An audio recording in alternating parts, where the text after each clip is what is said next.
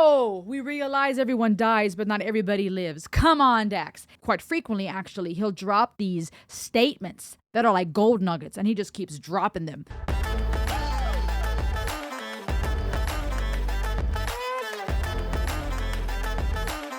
Hey beautiful people, it's me Rosalie Elliott. Welcome to the ultimate YouTube channel where we're all about music from around the world, psychology, philosophy, so much more. I'm happy that you're here. This is the channel of real talk and substance. And I'm excited to check out some more with you today. Let us start with Dax's brand new song, Eternity, put out a day ago. And I want to check it out with you. Are you ready? Eternity. Even the thumbnail looks quite interesting. Dax here looking like some type of magician, wise man, fortune teller, holding, I don't know, a world in his hand, a universe, a galaxy. I'm not sure. But I'm interested. So let's check it out. Subscribe and here we go.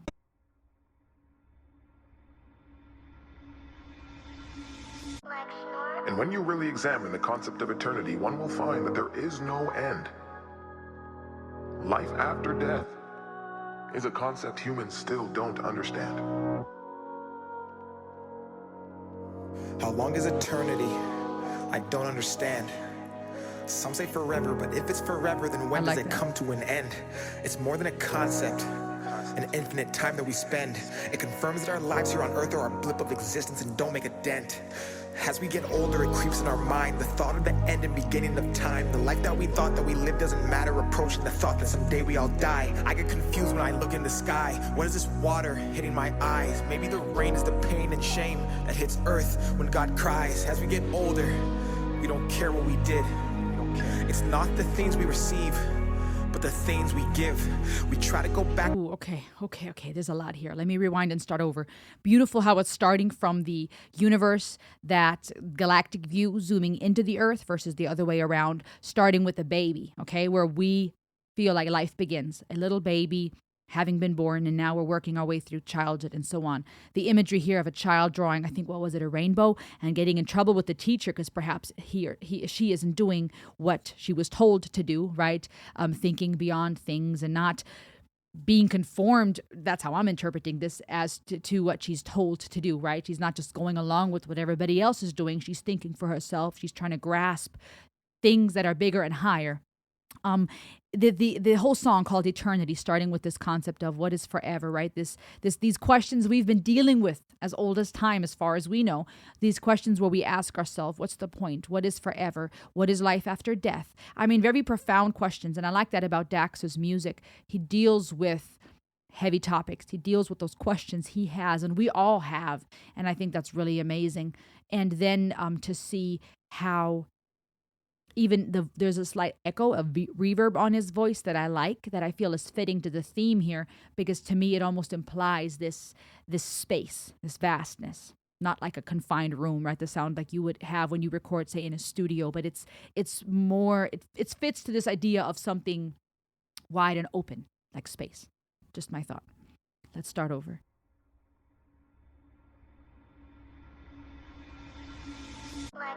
And when you really examine the concept of eternity, one will find that there is no end. Life after death is a concept humans still don't understand. Baby's called Dax. That's cute. It's a boy. How long is eternity? I don't understand. Some say forever, but if it's forever, then when does it come to an end? It's more than a concept, an infinite time that we spend. It confirms that our lives here on earth are a blip of existence and don't make a dent. Ooh. As we get older, it creeps in our mind, the thought of the Whoa. Guys, if you want to watch the full thing without interruptions, go watch the original. Matter of fact, I'd like you to, because this is how we can support these artists, okay? Go check out the original video, go support and subscribe to Dax. This is a review and analysis channel. I'm bringing educational videos, so bear with me as I have to interrupt. They've received shackles. They've received handcuffs. And the school is called Narrow Heights, okay? Oh my gosh. Implying to me, right, being narrow-minded, Narrow Heights. And it's crazy because, well, something heights kind of sounds like what a lot of schools may be called depending on where they're at. But heights would imply you're going high, you're going somewhere, you're accomplishing something, right? But here it's narrow. There's only one way up. There's only one way to think. You're receiving handcuffs. You're standing in a line to get in. It implies that There's no freedom here to go beyond, to think further. This lady smiling, the teacher smiling as she's shackling the kids and letting them in. That's good. Creeps in our mind, the thought of the end and beginning of time. The life that we thought that we lived doesn't matter, approaching the thought that someday we all die. I get confused when I look in the sky. What is this water hitting my eyes? Maybe the rain is the pain and shame that hits earth when God cries. As we get older, we don't care what we did. It's not the things we receive, but the things we give. We try to go back to the time we were kids, but those shoes no longer fit. And then we finally realize that everyone dies, but not everyone lives. Ooh, ooh, ooh. Oh, we realize everyone dies, but not everybody lives. Come on, Dax. He's good at that. He'll drop these. His rhymes are clean. There's a clear understanding of what he's trying to say, but sometimes he'll drop these, quite frequently actually, he'll drop these statements that are like gold nuggets, and he just keeps dropping them. And I like that it's clear. There's not that much crazy literary art that makes it hard to decipher what is he trying to say. It's very straightforward and it's relatable. It's personal. Sheesh. And I think this is interesting. What, holding his certificate, holding the car keys, all these things we're striving for, we're chained, we're shackled, all thinking that that's the heights we have to accomplish, right? We're narrow-minded and we're grappling with eternity and existence and all these questions. And now holding on to that picture from the past, this girl, now a young woman graduating, holding on to that picture that she was scolded for painting, right? As a child, trying to grasp the beauty and life. Now holding this, them looking at each other, right? You're holding on to the past. And this is interesting because that is so accurate when it comes to human development. We get older, we don't quite think about death much as children, unless we're in specific circumstances where we're more exposed to trauma and those hardships. For the most part, kids that have a happy childhood will play and live. We're young adults, teenagers, and we have plenty of finite problems to deal with, from hormones changing, bodies changing, boys and girls, and those type of matters. And as we get older, we're starting to go, wait a minute. And we realize that we're dying, that our life is finite, that we can't quite control everything, and we're moving from childhood to adulthood. And depending on the level of trauma that you've been through, your attachment styles might vary. I speak from personal experience. There was a time in my life when, while there was trauma going on, I didn't think about my own death very much. And then as I reached my adolescent years and young adult years, I thought about death, but there was so much hope because of faith and religion in my life. And I was so sure I wasn't going to die anytime soon. I almost had this confidence that I'm not going to die anytime soon. God has so much planned for me. I ain't dying. There was this idea, almost a sense of immortality and excitement for life. And then the years go by and I look back and I'm like, inside somehow, I have 4 children now. And in my mind, I'm like, this doesn't fit. Like, in my mind, I'm not the 19-year-old from college anymore, the 20, 21, 22-year-old anymore. I know I've grown and changed and experienced a lot of life since then, but I'm still the same person. So on one hand, I'm not the same person, but at the same time, it's still me in there. And I'm going, huh? How is this that I'm married, I have kids, all this life has happened? Like, what? And sometimes it almost feels like this haze. And you look back, and in my case, due to some trauma and events in my life, there were unhealthy attachment styles where I clung to these experiences or this version of myself or this place, particularly looking at my college years, because my college years also served as a savior in a way, as a rescue, because I came from abuse and there was trauma. And so I over-idolized that time of my life. And then you add that after that life happened and I made decisions and there was suffering and hurt and just life as an adult. And now there was so much shame involved because I thought I missed it. I missed who I was supposed to be. And now these existential fears come in and you realize, crap, I'm mortal. Like, I could die any moment. Like, I don't know. I'm hoping, I'm believing, I'm praying for long life. I'm trying to make good decisions, but I can't control it. And that in itself can trigger fears in many. This idea that I can't control when it's my time to go. And depending on your faith and what you believe, right, we may look to faith for comfort. We may deny our death anxieties and fears. We may defy them. We've talked about this in other videos. But you guys, even the way that he's addressing this human development and this transition is so profound to me because that's so accurate. That's what goes on in human beings. But then to say we're all going to die, but not everyone lives. Ooh, and I love that because that in itself to me is therapeutic to say, you know what? Not everybody lives. And therein lies a remedy for our existential fears in my mind. We can't control when it's time to go. You got people that are sick that die, people that live very healthily that die. You got freak accidents. You got those who live long and some of us would think they don't deserve to, those who die young and it was too soon, it's not right. But in this idea of not everyone lives, to me lies a therapeutic comfort. And maybe this is me desperately clinging for some type of hope to go, oh my gosh, yes, that's the remedy. You got to live life to the fullest. And what I mean by that is not pleasure. I'm not speaking about this hedonistically. The answer to your death anxieties is just live life, go wild. I don't think that that's the answer either, because as we can see, those who have all the riches and who live out all their pleasures and all their fantasies are just as empty, if not more, than those who try to find a healthy balance. But there is something to be said about living life and being present in the here and now, that when the time comes for us to walk through that door and to step into eternity, that we can at least say, hey, I lived life fully. I at least lived it. He is tackling some heavy stuff. So I'm taking a chance. I'm living my life in the moment and not in a future that's not in my hands. I'm giving my time to the people who love me for everything that I am. I'm living my life in reality, not for a post that they'll tap when they open the gram. I'm doing whatever it takes. I'm not gonna dwell on my past mistakes. I'm bridging the gap between my dreams and what I see while I'm awake. They say leave it up to fate. Well, fate favors those who take. Cause if eternity's forever and all this is temporary, why wait? Okay, so as you can see what's going on in the background, which is about to fade, you got people chasing money, you got people chasing clicks and likes, right? Giving to poor, but putting it on camera, which, you know, I think would be a nod to those who try to do kind things or generous things, but they're all recording it for likes and clicks. And it I think calls out that those type of videos, that type of content we find where people do stuff just for attention, but it's not authentic or genuine from the kindness of their heart, or maybe both. It varies from person to person. We don't know a man's heart.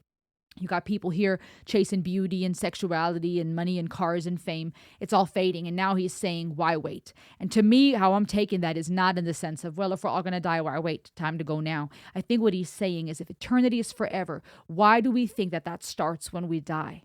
Why do we think it's not already part of this? What we're living right now, we are energy, we are matter. We're already creating in our thoughts, in our words, in our mind. Why not start here to be part of eternity, to understand that we're part of the universe, to understand that this is already heaven. This is already part of eternity, the here and the now, what you've been given. It starts with how we perceive reality. If we deem certain things insufferable, we judge it as insufferable, we're suffering. If we consider certain things a blessing, we're blessed. That doesn't mean that we deny reality. If someone hits me and I go, oh, this is a blessing. Actually, you know, it reshaped my face and I actually wanted a nose job. I mean, there's a level of delusion, okay, that we're like, okay, this is not right. Somebody beat you. This is not okay, right? There's that too in this dance of life and all these philosophical questions. There is a time and place to call a spade a spade. But a lot of what we are experiencing is based on how we interpret our environment and our life. And if we're always waiting to reach something, the next golden life or life after death, we're missing the fact that we're already very much here. Eternity is here. You are already loved now. You are already healed now. And I'm not speaking of some of these philosophies and teachings where we're in my opinion, is false idea of manifesting. I'm not talking about the type of teachings that would have you just manifest something and poof, there it is. I don't think that that's realistic, because you know, try it. I think it's more so this idea that I can wrap my head around, that I agree with, and this is subjective, that if we're energy and matter and we're constantly creating, we get to create both with our actions, our choices, our thoughts, our words, the type of life we want to live. That doesn't mean things will magically appear, but that means that we can change how we perceive our environment. That means that we can choose every moment to do better, to do the next right thing, to live life. This is powerful. Why wait? Humanity's lost. We obsess the price of material things, but at what cost?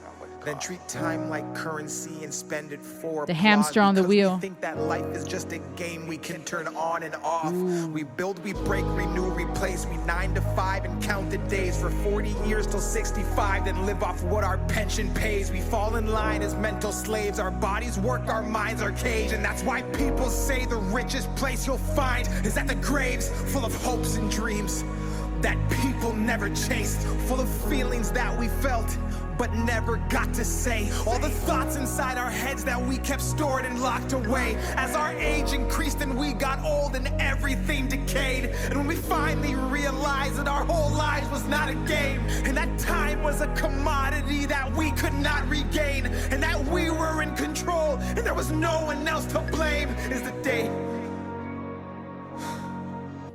that we change.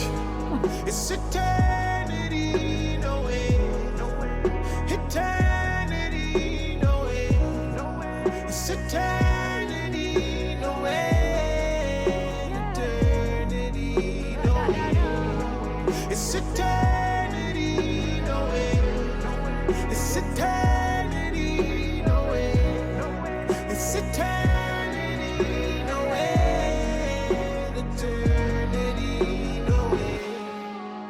What are you doing with your time? What is your definition of happiness? Are you giving more than you're taking? And finally, if it were to all end right now, what are you holding on to that you need to let the world see?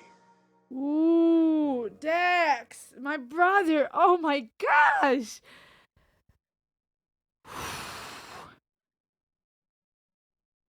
Wow, my dude. Oh, this gave me goosebumps. Dax, man. Oh, this is powerful. This is powerful. This is powerful. This is powerful. This song speaks for itself. Just listen to it again. Goodbye. Subscribe. Don't go yet. Let's talk for just a second.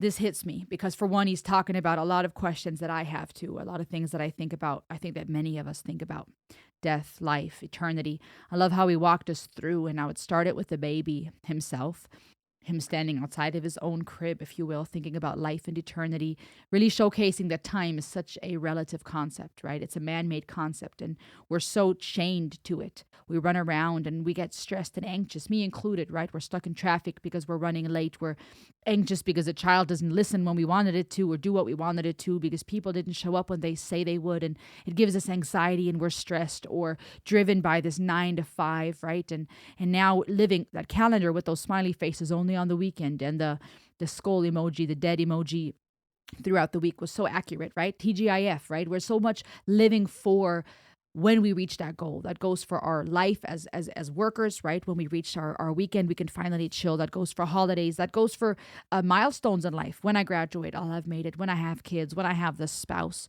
when my kids leave the house, when I can finally get some rest. And we're missing a whole lot of time in between.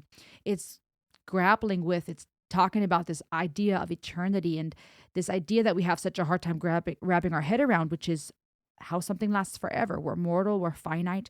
Time runs through our hands like sand. It's hard to imagine anything that doesn't end when we know from our life experience that everything does. And then to understand that it's already happening as eternity is running past him, and these people, these blips of people around him on their phone, fighting, arguing, all part of that eternal stream. It's already happening. We're already in eternity. And to then pose that question, what are you doing with life? What are you holding on to that the world should see? And it zooms into the mirror and fades to black. But to me, this is powerful because I like that he is doing a couple of things for us that I find very therapeutic. He's walking us through human development, through basic psychological questions and philosophical questions we have. He's reminding us that a lot of us are not living life. We're thinking about death, but we're not living life.